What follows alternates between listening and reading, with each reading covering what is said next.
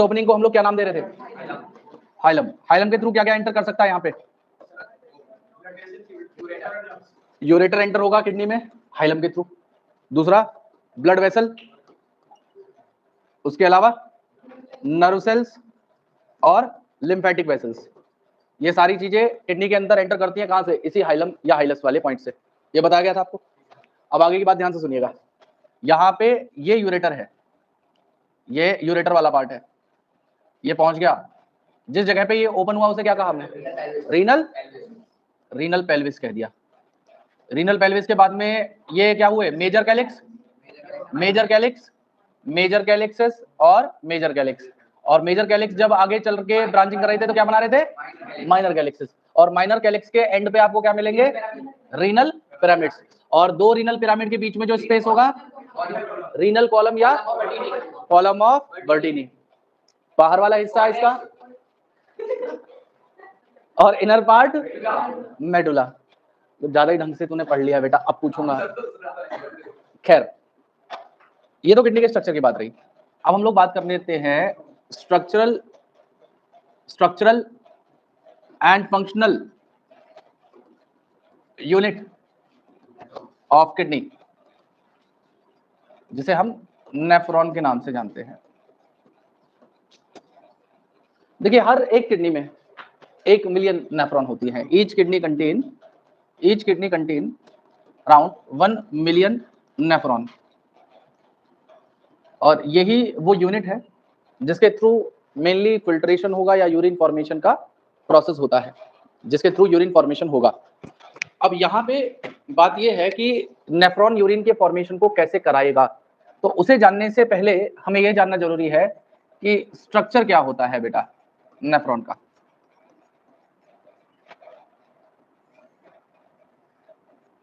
देखिए, किसी भी नेफ्रॉन के अंदर जो सबसे बेसिक पार्ट होता है उसे हम लोग कहते हैं मालपीजियन कॉर्पुसेल, मालपीजियन कॉर्पुसेल या मालपीजियन बॉडी। ये जो मालपीजियन कॉर्पुसेल है, ये दो चीजों से मिलकर बना होता है। इसके अंदर आपको ग्लोमेरुलस मिलेगा और दूसरा पार्ट बोमन्स कैप्सूल मिलेगा। मतलब कहने का यह है कि अगर आप इस तरीके से डबल लेयर्ड एक कप लाइक स्ट्रक्चर को देखेंगे तो ये बोमन कैप्सूल कहलाता है। और इसी बोमन कैप्सूल के अंदर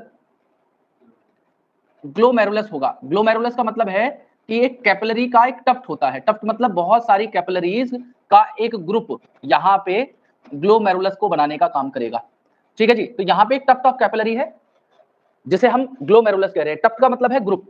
तो यहाँ पे क्या होगा, ये जो कैपिलरी यहाँ से या ब्लड वेसल आ रही है, तो आप लोगों ने कभी नाम सुना होगा जो ऑक्सीजनेटेड ब्लड को लेके चलती हैं, उन्हें हम लोग आर्टरी कहते हैं। क्या कहते हैं? आर्टरी। और आर्टरी जब फर्दर डिवाइड हो जाती हैं तो वो आर्टीरियोल बना लेती हैं। क्या बना लेती हैं? आर्टीरियोल।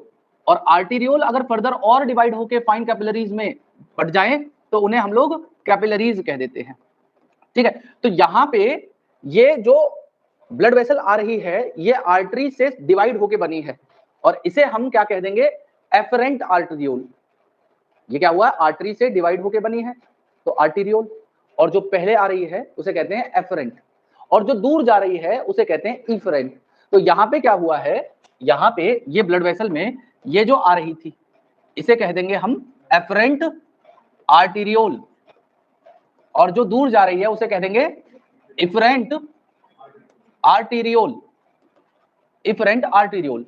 और बीच में ये जो कैपिलरी का एक ग्रुप बना है, ये जो बीच में टफ्ट ऑफ कैपिलरी यहां पे तैयार हुई है, इसी टफ्ट ऑफ कैपिलरी को हम कहते हैं ग्लोमेरुलस। तो ग्लोमेरुलस कुछ और नहीं है, ब्लड वेसल का एक ग्रुप है। छोटी छोटी फाइन कैपिलरीज का एक ग्रुप क्या कहलाता है? ग्लोमेरुलस कहलाता है। और ग्लोमेरुलस के जस्ट नीचे, ग्लोमेरुलस को कवर कर रहा था ये दो लेयर का बना हुआ outer parietal inner visceral layer, outer parietal layer inner visceral layer से बना हुआ एक कप लाइक स्ट्रक्चर जिसे हम बोमन्स कैप्सूल कहेंगे। तो यहाँ पे ये जो कप लाइक स्ट्रक्चर नीचे की तरफ आपको देखने के लिए मिल रहा है उसे हम बोमन्स कैप्सूल कहते हैं बेटा, उसे हम बोमन कैप्सूल कहते हैं। अब अगली बात यह है कि जो एफरेंट आर्टरियोल आती है उस एफरेंट आर्टरियोल का अगर आप डायमीटर देख पा रहे हो और जो इफरेंट आर्टरियोल जा रही है इसका डायमीटर देखें तो आपको इसका डायमीटर थोड़ा बड़ा मिल रहा है, इसका डायमीटर छोटा मिल रहा है। तो इसका रीजन ये होता है कि जब ब्लड यहां से आएगा तो ज्यादा अमाउंट में ब्लड आएगा, कम अमाउंट में ब्लड यहां से जा पाएगा क्योंकि वो नैरो है।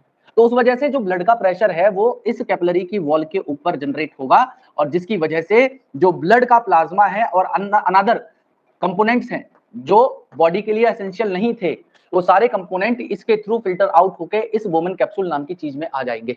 मैंने क्या कहा, इसका डायमीटर ज्यादा था, इसका डायमीटर कम था, तो ज्यादा ब्लड आएगा, कम ब्लड यहां से जाएगा, जो ब्लड बचेगा ज्यादा वो बीच में इकट्ठा रह जाएगा। अब जो ज्यादा ब्लड बीच में रहेगा तो वो इसकी वॉल के ऊपर प्रेशर जनरेट करेगा, प्रेशर जनरेट करने के वजह से उस ब्लड का जो प्लाज्मा है वो फिल्टर आउट होगा। उस प्लाज्मा में जो डिसॉल्व कंटेंट है, क्या क्या हो सकता है डिसॉल्व, ग्लूकोज डिसॉल्व हो सकता है, उसके अलावा सारे आयंस डिसॉल्व हो सकते हैं, अमोनिया डिसॉल्व हो सकता है, क्रेटिनिन डिसॉल्व हो सकता है, उसके अलावा यूरिया, ये सारी चीजें डिसॉल्व स्टेट में आपको देखने के लिए मिलेंगी। बेटा इस चीज से क्या फिल्टर नहीं हो सकता, प्रोटीन फिल्टर नहीं हो सकती, बड़ा स्ट्रक्चर है। डब्ल्यूबीसी आरबीसी कभी फिल्टर नहीं होंगे, मेरी बात आप समझ पा रहे हो, आरबीसी कभी भी इससे फिल्टर होके नहीं आ सकती। मतलब जो भी चीज प्लाज्मा के साथ डिसॉल्व होके आ सकती है वो यहां से पास हो जाएगी। अब जब मैं यूरिन फॉर्मेशन बताऊंगा तो बताऊंगा कि यहाँ पे पोडोसाइट क्या होती है, स्लिट कोर क्या होती है, 3 लेयर कौन सी है जिनके थ्रू फिल्ट्रेशन होगा, वो सब बताया जाएगा जब यूरिन फॉर्मेशन की बात होगी। फिलहाल हम नेफ्रॉन के स्ट्रक्चर को पढ़ रहे हैं, तो नेफ्रॉन में इन दोनों पार्ट को तो आपको समझ में आ गया, इन दोनों को मिला के हम लोग क्या कह देंगे, ग्लोमेरुलस को और बोमन कैप्सूल को मिला के माल्पीजियन कॉर्पसेल या माल्पीजियन बॉडी नाम दे दिया जाएगा। यहां तक की बात समझ में आई। अब क्या होता है जब ये जो बोमन कैप्सूल है, ये बोमन कैप्सूल आगे चल के कंटिन्यू होता है इस तरीके के ट्यूबुलर स्ट्रक्चर में, जिन्हें रीनल ट्यूब्यूल्स कह देते हैं। क्या कह देते हैं, रीनल ट्यूब्यूल। और इन रीनल ट्यूब्यूल में सबसे पहली ट्यूब्यूल जो आएगी जो बोमन कैप्सूल के पास में होगी, तो जो चीज बोमन कैप्सूल के पास में है उसे कहते हैं प्रॉक्सिमल और जो दूर है उसे कहते हैं डिस्टल। तो यहाँ पे पहला पार्ट रीनल ट्यूब्यूल का जो बोमन कैप्सूल के पास में था उसे कह देंगे प्रॉक्सिमल, और चूंकि उसके अंदर इस तरीके से कॉन्वोल्यूशंस हैं, कॉन्वोल्यूशन का मतलब इस तरीके से जिगजैग पैटर्न है, उसे कह देंगे प्रॉक्सिमल कॉन्वोलेटेड ट्यूब्यूल। मेरी बात समझ में आ रही है आपको, पक्का समझ में आ रही है। तो यहाँ पे क्या होगा, बोमन कैप्सूल के पास वाला ट्यूब्यूलर रीजन तो हो गया प्रॉक्सिमल, कॉन्वोल्यूशंस तो कॉन्वोल्यूटेड, और पूरा मिला के कह देंगे प्रॉक्सिमल कॉन्वोलेटेड ट्यूब्यूल। अब ये जो प्रॉक्सिमल कॉन्वोलेटेड ट्यूब्यूल होती है, इन प्रॉक्सिमल कॉन्वोलेटेड ट्यूब्यूल के अंदर आपको बेटा बहुत सारी लाइनिंग मिलती हैं। आप लोगों ने कभी 10th क्लास के अंदर माइक्रोविलाई पढ़ी थी, याद है आपको माइक्रोविलाईज? तो वो जो माइक्रोविलाई थी उनका काम क्या था, सरफेस एरिया को बढ़ाना और न्यूट्रिशन को एब्जॉर्ब करना, यही तो काम हुआ करता था माइक्रोविलाई का। तो इसी तरीके से माइक्रोविलाई से रिजेंबल करते हुए कुछ सेल्स मिलेंगे जिन्हें हम लोग ब्रश बॉर्डर्स कहते हैं। क्या कहते हैं, ब्रश बॉर्डर। तो यहाँ पे अंदर की तरफ आपको प्रॉक्सिमल कन्वोलेटेड ट्यूब्यूल के मिल जाएंगे क्या, ब्रश बॉर्डर्स। और ये ब्रश बॉर्डर क्या करते हैं, ये 70% फिल्ट्रेट का रीअब्जॉर्प्शन करने का काम करते हैं। मतलब मेरे कहने का ये है कि जो फिल्ट्रेट यहां से छनके इसके अंदर फिल्ट्रेट आ गया, अब उस फिल्ट्रेट के अंदर ग्लूकोज भी है, वाटर भी है, सोडियम भी है, क्लोराइड भी है, पोटेशियम भी है, सारी चीजें हैं। अब एक बार बताइए, सारी चीजें जो हमारी बॉडी के लिए एसेंशियल थी उसको यूरिन की फॉर्म में हमारी बॉडी वेस्ट तो करेगी नहीं, उन सारी चीजों को कंजर्व करना चाहेगी नहीं करना चाहेगी। तो जैसे ग्लूकोज है जो हमारी बॉडी के लिए एसेंशियल है, उसको क्या करेगा, ये ब्रश वाटर एब्जॉर्ब कर लेगा। एक्सेस अमाउंट में वाटर है, अब ब्लड के लिए फ्लूइड वॉल्यूम, अच्छा ब्लड का फ्लूइड वॉल्यूम मेंटेन करना है, ब्लड का फ्लूइड वॉल्यूम मेंटेन करना है, तो फ्लूइड वॉल्यूम मेंटेन करने के लिए प्लाज्मा में आपको पता होगा 90 to 92% क्या होता है, वाटर होता है। तो वाटर अगर हमारी बॉडी रिटेन नहीं करेगी तो ब्लड वॉल्यूम कम हो जाएगा, नहीं हो जाएगा। तो ब्लड वॉल्यूम को मेंटेन करने के लिए इसको रीअब्जॉर्प्शन करते रहना पड़ेगा, और जो चीज हमारी एसेंशियल नहीं है उसका रीअब्जॉर्प्शन नहीं होगा। यहां तक की बात समझ में आ रही है, पक्का समझ में आ रही है, चलिए बहुत अच्छी बात है। तो यहाँ पे मैंने बताया आपको कि माल्पीजियन कॉर्पसेल में 2 पार्ट थे, उसके नीचे रीनल ट्यूब्यूल में पहला पार्ट मैंने आपको प्रॉक्सिमल कन्वोलेटेड ट्यूब्यूल बता दिया है। अब प्रॉक्सिमल कन्वोलेटेड ट्यूब्यूल क्या करेगा आगे चल के बेटा, आगे चल के इस तरीके से एक हेयर पिन लाइक स्ट्रक्चर या यू शेप स्ट्रक्चर बनाएगा। अब ये जो यू शेप स्ट्रक्चर यहां पे बनेगा, ध्यान से सुनिएगा, ये जो यू शेप यहां पे स्ट्रक्चर बनेगा, इस यू शेप स्ट्रक्चर को हम लोग हेनले लूप या लूप ऑफ हेनले नाम देंगे, इसे हम हेनलेज लूप या लूप ऑफ हेनले नाम देंगे। और दूसरी बात यह है कि अगर आप किसी किडनी को इस तरीके से देखें, अगर मैं किडनी को ऐसे बना दूं तो अंदर वाला रीजन मैंने क्या बताया था, मेडुला, बाहर वाला कॉर्टेक्स। तो याद रखना, कॉर्टेक्स के अंदर ही बोमेन्स कैप्सूल होता है, यहीं पे पीसीटी होती है, लूप ऑफ हेनले मेडुला के अंदर एक्सटेंड होता है, वापस ये घूम के डीसीटी अंदर आ जाएगी, और कलेक्टिंग डक्ट आधी कॉर्टेक्स आधी मेडुला में होती है। याद रहेगा मैंने क्या बोला कि जो बोमन्स कैप्सूल है, प्रॉक्सिमल कन्वोल्यूटेड ट्यूब्यूल है, ये कॉर्टेक्स में है, ये वाला बाहर वाला हिस्सा कॉर्टेक्स है, अंदर वाला पार्ट मेडुला है। तो ये बोमन कैप्सूल, ये पीसीटी और लूप ऑफ हेनले जो है वो किसके अंदर एक्सटेंड हो गया, मेडुला के अंदर एक्सटेंड हो गया, और वापस लूप ऑफ हेनले किसमें पहुंच गया, कॉर्टेक्स में पहुंच गया। कॉर्टेक्स में जाके इसने फिर से कन्वोल्यूशन किए, और वो कन्वोल्यूशन जो बोमन कैप्सूल से दूर हो रहे हैं उसे कहते हैं डिस्टल कन्वोल्यूटेड ट्यूब्यूल। क्लियर है? तो डिस्टल कन्वोल्यूटेड ट्यूब्यूल दोबारा किसमें आ जाएगी, कॉर्टेक्स के अंदर आ जाएगी, फिर ये जाके मर्ज कर जाएगा कलेक्टिंग डक्ट के अंदर। कलेक्टिंग डक्ट जो होगी वो आधी कॉर्टेक्स आधी मेडुला में होगी, और जब बहुत सारी कलेक्टिंग डक्ट एक साथ ग्रुप बना ले तो उसे डक्ट ऑफ बेलेनी कहते हैं, डक्ट ऑफ बेलेनी। और डक्ट ऑफ बेलेनी ओपन हो जाएंगे रीनल पेल्विस के अंदर, किसके अंदर, रीनल पेल्विस के अंदर, और रीनल पेल्विस से कहां जाएगी, यूरेटर में। ठीक है जी। तो यहां पे एक बात समझिएगा, ये जो पूरा स्ट्रक्चर मैंने बनाया यहां से लेके यहां तक का, ये पूरा का पूरा स्ट्रक्चर क्या था, ये पूरा का पूरा स्ट्रक्चर हेनलेज लूप था। क्या था, हेनलेज लूप या लूप ऑफ हेनले, या लूप ऑफ हेनले। अब इस लूप ऑफ हेनले के अंदर भी अगर आप देख पा रहे हो तो आज तक देखो आपने स्पेशलाइज करके इसको नहीं पढ़ा होगा। देखो ये तो आपने पढ़ा है कि जो नीचे की तरफ आ रही है वो डिसेंडिंग आर्म है या डिसेंडिंग लिम्ब है, जो ऊपर की तरफ आ रही है वो असेंडिंग लिम्ब है, पढ़ा होगा। लेकिन अगर मैं कहूं कि इसके अंदर भी डिसेंडिंग लिम्ब में thick segment of loop of Henle, या thick segment of descending limb of loop of Henle and thin segment of descending limb of loop of Henle, और फिर उसके बाद में जैसे यहाँ पे इसका ऊपर वाला रीजन थिक था, नीचे वाला थिन था, यहाँ पे देखिए इसका पहले वाला रीजन थिन है, बागे वाला थिक है। इसके पीछे स्पेसिफिक रीजन क्या होगा, तो ये जब यूरिन फॉर्मेशन हम लोग पढ़ेंगे तो वहां पे आपको बताया जाएगा। तो देखो जो नीचे आएगा वो डिसेंड हो रहा है, जो ऊपर जा रहा है वो असेंड हो रहा है। तो इसे अगर ओवरऑल बोलूं तो इसे मैं कह दे रहा हूं कि ये थिक सेगमेंट है of descending limb of loop of Henle, और ये हो जाएगा थिन सेगमेंट, और थिन सेगमेंट भी किसका, डिसेंडिंग लिम्ब का, और डिसेंडिंग लिम्ब किसकी, लूप ऑफ हेनले की। क्लियर है मेरी बात? अब ये जो ऊपर की तरफ जा रहा है अब ये असेंड हो रहा है, तो ये वाला जो हिस्सा हो जाएगा ये हो जाएगा thin segment, thin segment of ascending limb of ascending limb of loop of Henle's, और इसके ऊपर आ जाएगा कौन सा, thick segment of ascending limb. Clear है मेरी बात सभी को? अब क्या होता है, ध्यान से सुनिएगा, अब क्या होता है यहां पे ये जो हेनलेज लूप था ये आगे चल के डिस्टल कॉन्वोल्यूटेड ट्यूब्यूल बन जाता है। क्या बन जाएगा, ये डिस्टल कॉन्वोल्यूटेड ट्यूब्यूल, और डिस्टल कॉन्वोल्यूटेड ट्यूब्यूल जाके मर्ज कर जाती है किससे, कलेक्टिंग डक्ट से। तो जिस तरीके से आपको ब्रश बॉर्डर जैसी एपिथेलियल सेल या क्यूबॉइडल एपिथेलियल सेल किसमें मिल रही थी, प्रॉक्सिमल कॉन्वोल्यूटेड ट्यूब्यूल के अंदर, सिमिलरली वैसे ही आपको कुछ क्यूबॉइडल एपिथेलियल सेल या ब्रश बॉर्डर सेल डीसीटी में भी देखने के लिए मिलेंगी। लेकिन याद रखना, हालांकि आगे भी पढ़ाऊंगा, डीसीटी केवल कंडीशनल रीअब्जॉर्प्शन करती है। कंडीशनल रीअब्जॉर्प्शन समझते हो? नहीं। कंडीशनल रीअब्जॉर्प्शन का मतलब है जैसे आप ट्रेवलिंग कर रहे हो फॉर एग्जांपल, तो ट्रेवलिंग के टाइम पे आपने देखा होगा कभी कभी पानी की व्यवस्था नहीं हो पाती, या कुछ आप बाहर किसी प्रोग्राम में चले जाओ तो आप जैसे आपका डेली रूटीन होता है वाटर इनटेक का वो नहीं हो पाता है, तो ऐसी कंडीशन में आपको पानी की मतलब कमी हो जाती है, आप उतना सफिशिएंट वाटर इनटेक नहीं कर पा रहे हो जितना आपको करना था। तो ऐसी कंडीशन में आपने एक खास बात देखी होगी कि आप पानी कम पी रहे हो उसके बावजूद भी आपकी बॉडी कोप अप कर रही है उस कंडीशन से। तो कोप अप क्यों कर पा रही है उस स्ट्रेस वाली कंडीशन से? अच्छा, एक खास बात और देखी होगी, जब वाटर का इंटेक कम होता है तो यूरिन आपका डाइल्यूट हो जाता है, जिसकी वजह से यूरिन का कलर येलोइश हो जाता है। तो वो कारण क्या है? तो वो कंडीशनल कारणों से हो रहा है, मतलब जो यूरिन फॉर्मेशन हो रहा था उस यूरिन फॉर्मेशन में ज्यादा उसको डाइल्यूट ना बना के ज्यादा कंसंट्रेटेड बना दिया गया। क्यों बना दिया गया? क्योंकि आपकी बॉडी को उस टाइम पानी की जरूरत थी। तो पानी की जरूरत को फुलफिल करने के लिए ये जो डीसीटी वाली ब्रश बॉर्डर सेल्स हैं ये काम करने लग जाएंगी। तो ये जो ब्रश बॉर्डर सेल्स हैं ये केवल कब काम करती हैं? कंडीशनल जब चीजें होंगी, हाँ, जब आपकी बॉडी के अंदर पानी कमी होगी और ब्लड वॉल्यूम को बराबर मेंटेन करके रखना है तो डीसीटी काम करना शुरू करेगा। और कैसे करेगा, कौन कौन से हार्मोन्स हैं उन सबको भी हम लोग अभी पढ़ेंगे आगे, जब रेगुलेशन ऑफ किडनी फंक्शन करके पढ़ा जाएगा, एक टॉपिक है। तो यहाँ पे ये वाला जो हिस्सा है, ये वाला जो हिस्सा है इसे मैं कह रहा हूं डिस्टल कॉन्वोल्यूटेड ट्यूब्यूल, और ये जो मर्ज हो गया जिसमें आके ये हो जाएगा क्या, कलेक्टिंग डक्ट। और देखो कलेक्टिंग डक्ट का जो हिस्सा कॉर्टेक्स में आएगा उसे कॉर्टिकल कलेक्टिंग डक्ट कह देंगे, और जो मेडुला में आएगा उसे मेडुलरी कलेक्टिंग डक्ट नाम दे दिया जाएगा। मतलब कहने का ये है कि सपोज करो भाई यहां तक वाला जो हिस्सा था, ठीक है, यहां तक वाला जो हिस्सा था ये तो आ गया कॉर्टेक्स में बाहर की तरफ, और नीचे लूप ऑफ हेनले एक्सटेंड हो रहा है मेडुला में वापस जा रहा है कॉर्टेक्स के अंदर। ये डायग्राम देखिए, ये पूरा हिस्सा यहाँ पे है, ये यहाँ पे है, बस लूप ऑफ हेनले आया, वापस गया और ये जाके मर्ज हो गया। तो ये जो हिस्सा है, ये लाइन से ऊपर वाला हिस्सा ये हो गया और इस लाइन से नीचे वाला हिस्सा ये हो गया।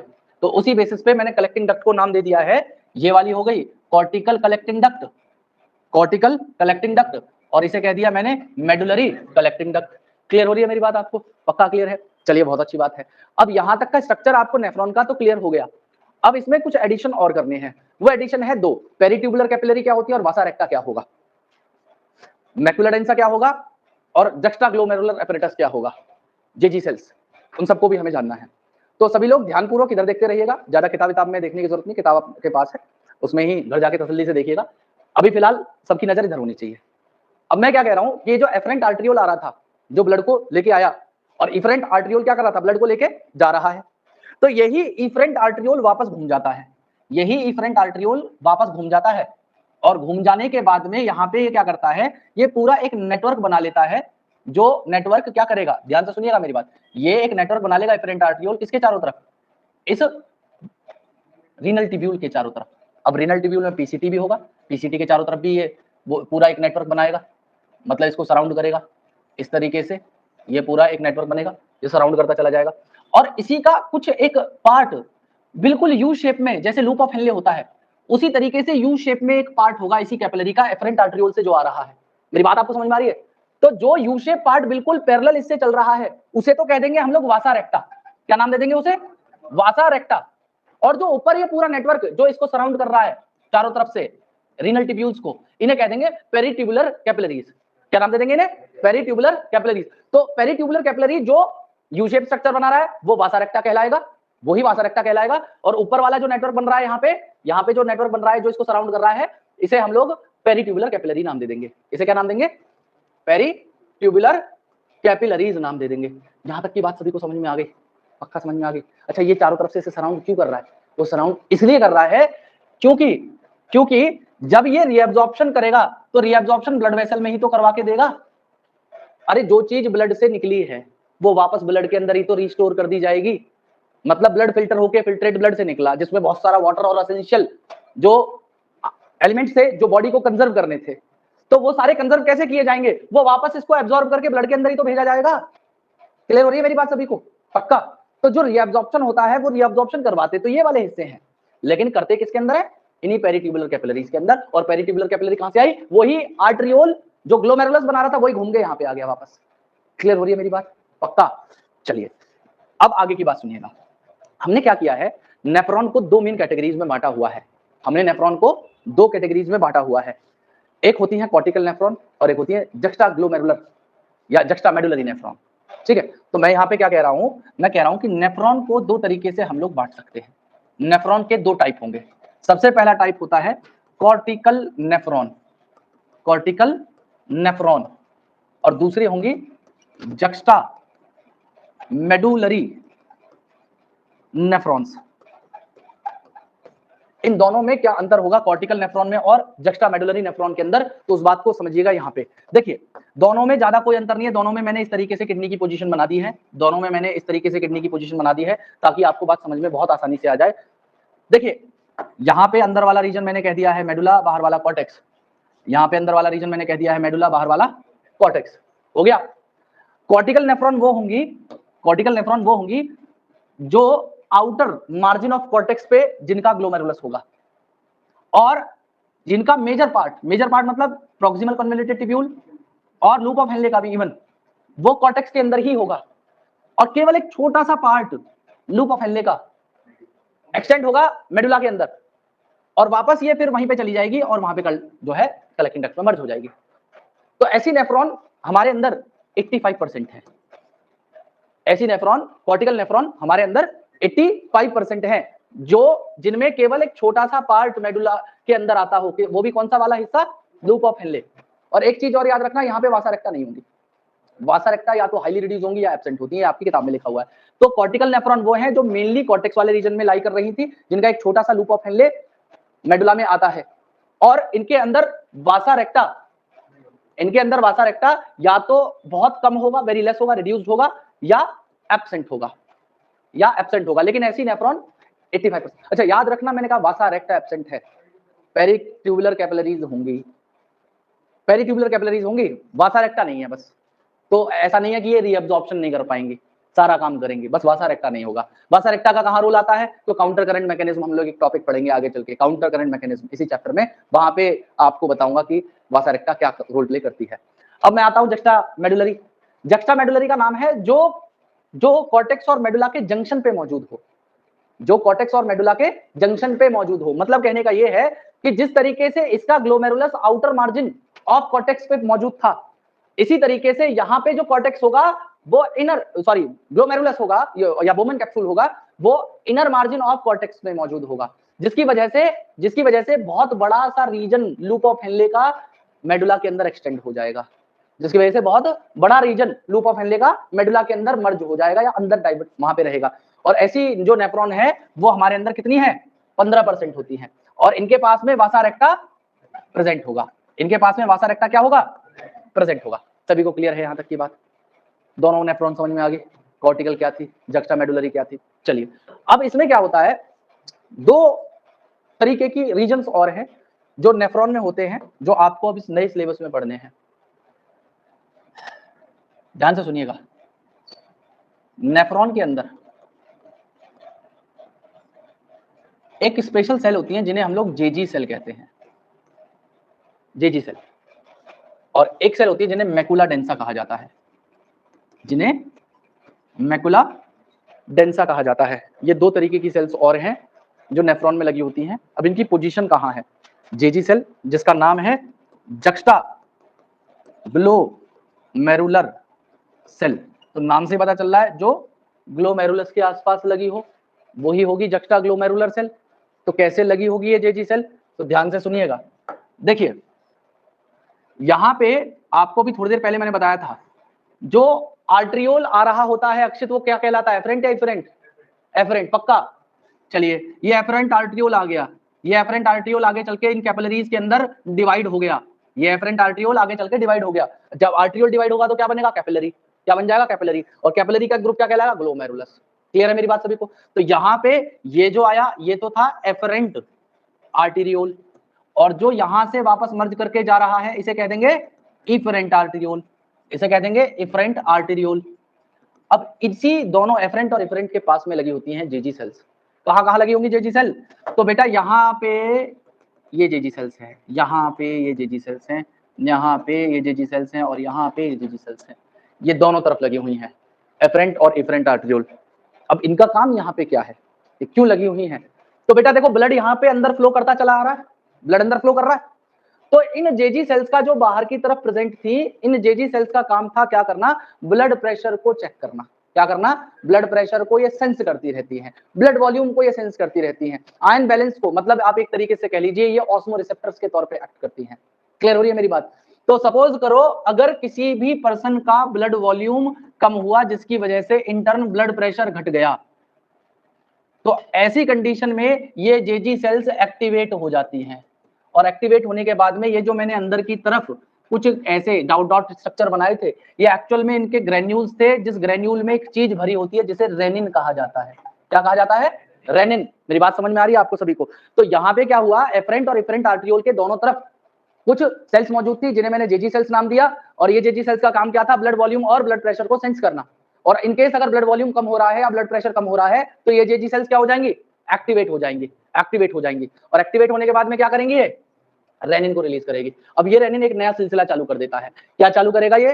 तो बेटा ध्यान से सुनिएगा, यहाँ पे एक फैक्टर होता है जो हमारी बॉडी के अंदर ऑलरेडी प्रेजेंट होता है, जिसे हम लोग एंजियोटेंसिनोजन कहते हैं, एंजियोटेंसिनोजन कहते हैं। अब ये जो रेनिन है ये एंजियोटेंसिनोजन को कन्वर्ट कर देगा, किस चीज के अंदर कन्वर्ट कर देगा? एंजियोटेंसिन 1 के अंदर, एंजियोटेंसिन 1 के अंदर। और एंजियोटेंसिन 1 को एक एंजियोटेंसिन कन्वर्टिंग एंजाइम, एस लिख रहा हूं मैं, एंजियोटेंसिन कन्वर्टिंग एंजाइम, इस एंजियोटेंसिन 1 को एंजियोटेंसिन 2 में कन्वर्ट कर देगा। और ये जो एंजियोटेंसिन 2 है ये दो काम करेगा, ये दो काम करेगा। एक तो ये क्या करता है बेटा, एक तो एड्रिनल कॉर्टेक्स का नाम सुना है कभी? एड्रिनल ग्लैंड सुनिए कभी? हाँ, तो किडनी के ऊपर एक ग्लैंड होती है ऐसी ट्रायंगुलर सी, जिसे एड्रिनल ग्लैंड कहते हैं। एड्रिनल के भी दो हिस्से होते हैं, अंदर वाला मेडुला, बाहर वाला कॉर्टेक्स। तो मेडुला का काम तो होता है आपके एड्रिनलिन और नॉर एड्रिनलिन को रिलीज करना, जो आपके इमरजेंसी हार्मोन है। और कॉर्टेक्स वाला जो है, इसमें 3 लेयर होती हैं, ग्लोमेरुलोसा, फेसिकुलेटा, रेटिकुलरिस। ये पढ़ेंगे, केमिकल कोऑर्डिनेशन और इंटीग्रेशन नाम का एक सबसे लास्ट चैप्टर आपके ह्यूमन फिजियो का, वहां पे डिटेल है इसका।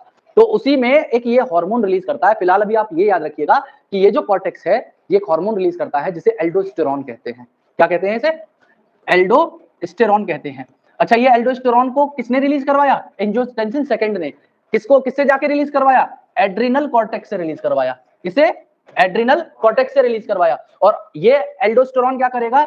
ये रीएब्जॉर्प्शन करवाना शुरू करवा देगा। किसका? ये रीएब्जॉर्प्शन करवाएगा किसका? वाटर का और सोडियम आयंस का। ठीक है, जिससे क्या होगा, जो ब्लड वॉल्यूम पानी की कमी होने के कारण घट रहा था, उसके अंदर वाटर आना शुरू हो जाएगा, तो ब्लड वॉल्यूम बढ़ना शुरू कर देगा। ये सब क्यों हो रहा था? ये सब यहीं से तो कहानी चालू हुई थी। ब्लड वॉल्यूम घटा था, ब्लड प्रेशर घट गया था, जिस वजह से ये रेनिन रिलीज हुआ था। रेनिन रिलीज हुआ तो इसने एंजियोटेंसिनोजन को एंजियोटेंसिन 1 में कन्वर्ट किया। एंजियोटेंसिन 1 को एंजियोटेंसिन कन्वर्टिंग एंजाइम, इसका मतलब है एंजियोटेंसिन कन्वर्टिंग एंजाइम ने इसे एंजियोटेंसिन सेकंड में कन्वर्ट कर दिया। एंजियोटेंसिन सेकंड ने स्टिमुलेट किया किसको? एड्रिनल कॉर्टेक्स को। और वहां से क्या रिलीज करवाया? एल्डोस्टेरॉन। और एल्डोस्टेरॉन ने क्या किया? रीअब्जॉर्प्शन कराया किसका? वाटर का और सोडियम आयन का। अब अगर ऐसा होगा तो जो ब्लड वॉल्यूम घट रहा था वो ब्लड वॉल्यूम बढ़ जाएगा, बढ़ना शुरू हो जाएगा। और दूसरा काम ये क्या करता है? दूसरा काम ये करेगा वेसोकॉन्स्ट्रिक्शन। वेसोकॉन्स्ट्रिक्शन, अब ये वेसोकॉन्स्ट्रिक्शन क्या होता है? तो इस बात को आप ये समझिएगा, मैंने हालांकि पहले भी बताया इस बात को।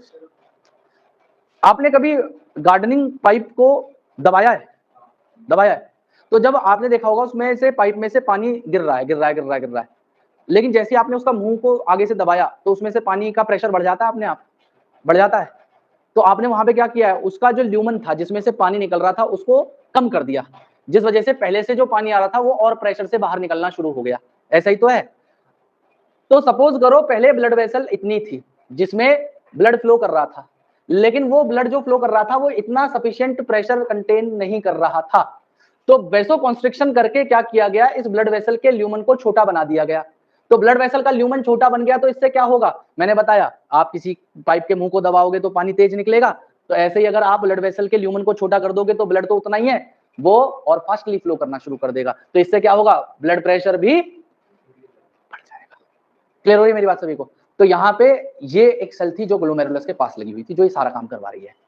ये सिलसिला फिर से एक बार देख लीजिए। मैंने बताया नेफ्रॉन में ये जो जगह थी, इस पूरे पार्ट को हम लोग क्या कहते हैं? ग्लोमेरुलस।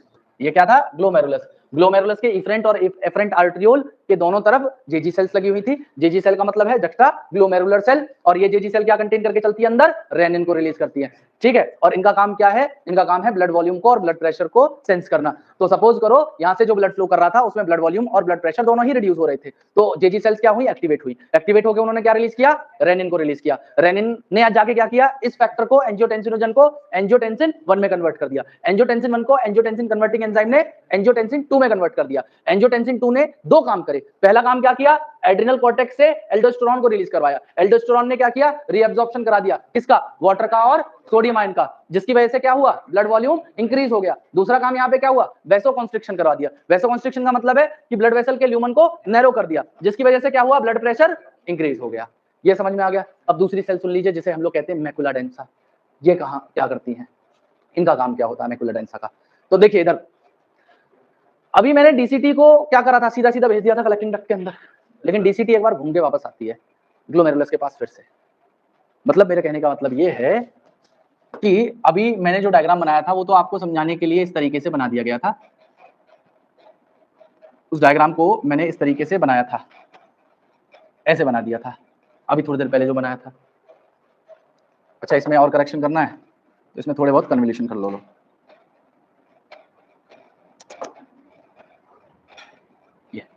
ये डेंसिटी हो गया। लेकिन अब होता क्या है एक्चुअल में क्या होता है? ये ऐसे होता है, ये वुमेन्स कैप्सूल के ऊपर ग्लोमेरुलस है,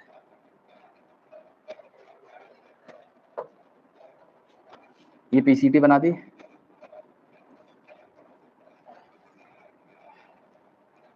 ये डीसीटी है। तो ये डीसीटी वाला रीजन क्या करता है, वापस घूम के एक बार इधर से जाता है। ये डीसीटी क्या करता है, इधर से घूम के एक बार ग्लोमेरुलस के पास से होके दोबारा निकलता है यहाँ से, और तब जाके वो कलेक्टिंग डक्ट में मर्ज करता है। मतलब कायदे से ऐसा होता है, कायदे से ऐसा होता है। तो यहाँ पे कुछ सेल्स होती हैं इधर, और इन्हीं सेल्स को कहा जाता है मैक्युला डेंसा। ये भी ऑस्मो रिसेप्टर्स लेके चलती हैं सेल्स। ये जो सेल्स हैं मैक्युला डेंसा, ये क्या करती हैं, ऑस्मो रिसेप्टर या कीमो रिसेप्टर कह लीजिए, उसका काम करेंगी। ब्लड के अंदर ऑस्मोलैरिटी को चेक करती रहती हैं। ऑस्मोलैरिटी का मतलब आप जानते हो क्या? नहीं जानते हो, बिल्कुल गरीब हो। हाँ, एक तरफ पानी, एक तरफ पानी, दो पानी मैंने रख दिए, दोनों में मैंने जो है एक में ज्यादा सॉल्ट को ऐड कर दिया। तो जब क्या हुआ, वाटर के अंदर बहुत ज्यादा सॉल्ट ऐड कर दिया गया, तो इसके अंदर सॉल्यूट कंसंट्रेशन बढ़ गया। क्या हो गया, इसके अंदर सॉल्यूट कंसंट्रेशन बढ़ गया, और सॉल्यूट कंसंट्रेशन बढ़ गया मतलब इसकी ऑस्मोलैरिटी भी बढ़ गई। मेरी बात समझ पा रहे हो आप? और सपोज यहाँ पे मैंने इसके अंदर कोई सॉल्ट ऐड नहीं किया, कोई सॉल्ट ऐड नहीं किया, तो इसकी ऑस्मोलैरिटी कम मानी जाएगी, या इसके अंदर सॉल्यूट कंसंट्रेशन है ही नहीं। तो ऑस्मोलैरिटी चेक करने का मतलब काम क्या है, देखो ये किसके अंदर चेक करेगा, ये साथ में ये ऊपर से क्या जा रहा है, ग्लोमेरुलस। क्या जा रहा है, ये ग्लोमेरुलस। ग्लोमेरुलस के अंदर कौन फ्लो कर रहा है, ब्लड। तो ब्लड के अंदर आयन बैलेंस को चेक करने का काम इसका होता है, मैक्युला डेंसा का। अब ये कैसे चेक करेगा, सपोज करो किसी के साथ में कंडीशन ये हो गई है कि उसके अंदर वाटर की कमी हो रही है, ध्यान से सुनना, वाटर की उसके अंदर कमी हो रही है। तो जब नॉर्मल कंडीशन थी, सपोज करो पहले 1 लीटर पानी था जिसमें 200 ग्राम सॉल्ट ऐड किया हुआ है मैंने, एक कंडीशन ये है। और इसी के कॉन्ट्रास्टिंगली अब कंडीशन ये हो जाए कि 700 ml वाटर में 200 ग्राम सॉल्ट ऐड कर दिया, तो आप ये बताइए इसमें से ऑस्मोलैरिटी किसकी ज्यादा है, 700 ml वाले की ऑस्मोलैरिटी ज्यादा है, या सॉल्यूट कंसंट्रेशन इसका ज्यादा है, क्योंकि पानी कम है, सॉल्यूट उतना का उतना ही है। यही काम होगा यहाँ पे।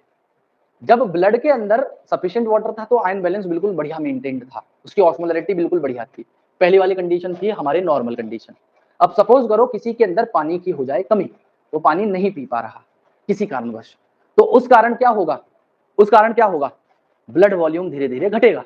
ब्लड वॉल्यूम घटेगा तो आयन तो उतने के उतने ही है, आयन तो उतने ही है, तो ये कंडीशन हो जाएगी। पहले 1 लीटर में 200 ग्राम था, अब 700 ml में 200 ग्राम रह गया। तो इसमें क्या हो गया, ऐसी कंडीशन में कंसंट्रेशन बढ़ गई उसकी सॉल्यूट की, है जी, सॉल्यूट कंसंट्रेशन ब्लड में बढ़ जाएगी।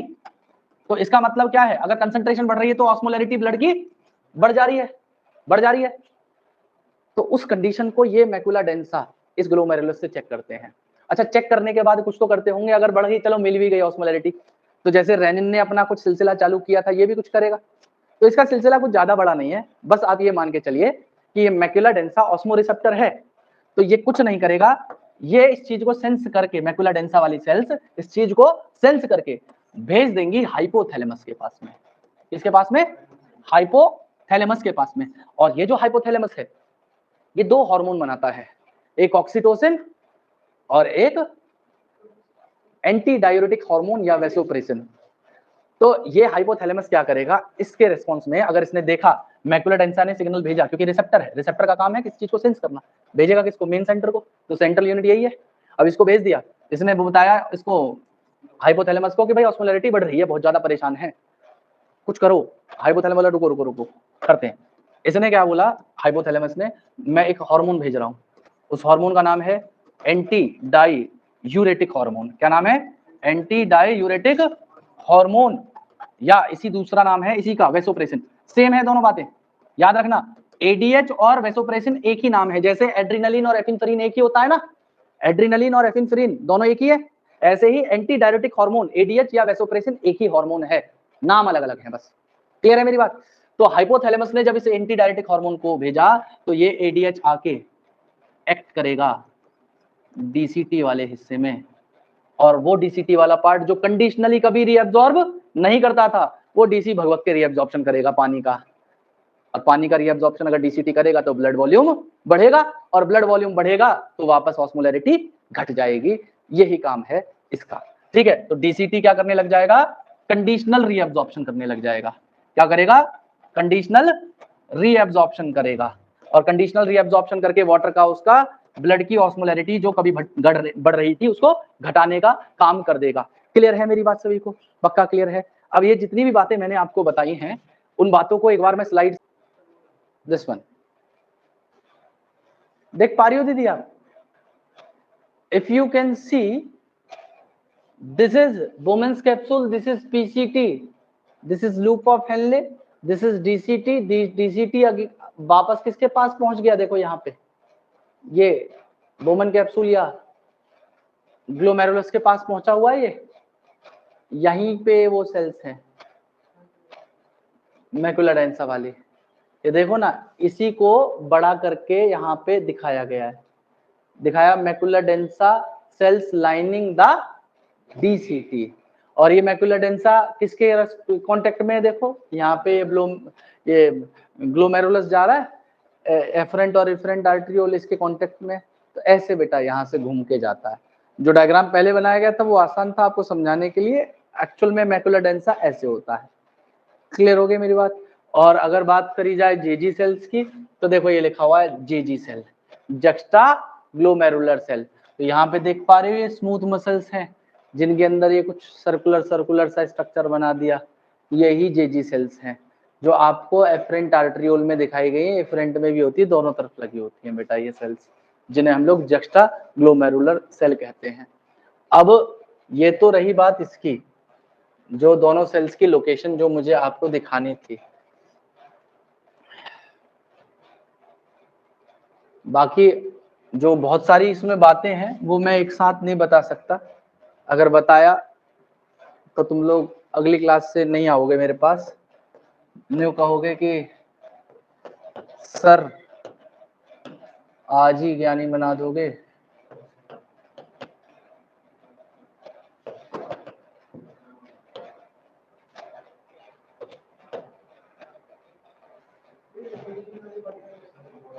है जी? हाँ, रेगुलेशन वाले पार्ट में आता है ये वाला पार्ट, लेकिन अब अगर आप एक्स्ट्रा बुक्स पढ़ोगे तो उसके अंदर नेफ्रॉन के स्ट्रक्चर में इन्हें एक्सप्लेन किया हुआ है, और जब नेफ्रॉन के स्ट्रक्चर में इन्हें एक्सप्लेन किया हुआ है तो ऑब्वियस सी बात है इनके फंक्शन को भी बच्चों को बताना ही पड़ेगा। अगर सपोज करो आज मैं इसको आधा बता के छोड़ दूं, कल की डेट में मैं फिर पूरा बताऊं, आधा जो आज बताया वो कल तक भूल ही जाओगे, जो परसों बताऊंगा फिर वो ही भूल जाओगे। वो तो तुम्हारी खैर प्रवृत्ति है सारों की ना पढ़ना। इधर देखिए